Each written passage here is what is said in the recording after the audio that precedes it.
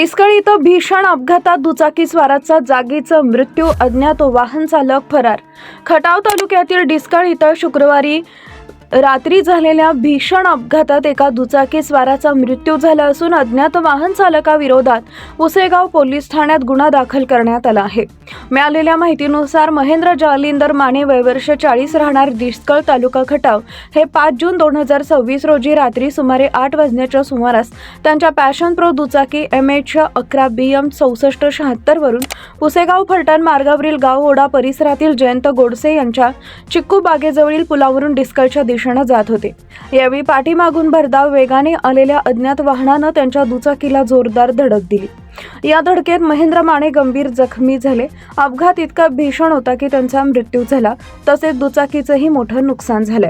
अपघातानंतर संबंधित वाहन चालकाने जखमीला मदत न करता तसेच पोलिसांना माहिती न देता घटनास्थळावरून पलायन केल्याने फिर्यादीत नमूद करण्यात आले आहे। या प्रकरणी अविनाश सीताराम माने वय वर्ष 73 राहणार डिस्कळ यांनी दिलेल्या फिर्यादीवरून पुसेगाव पोलीस ठाण्यात अज्ञात वाहन चालकाविरोधात गुन्हा दाखल करण्यात आला।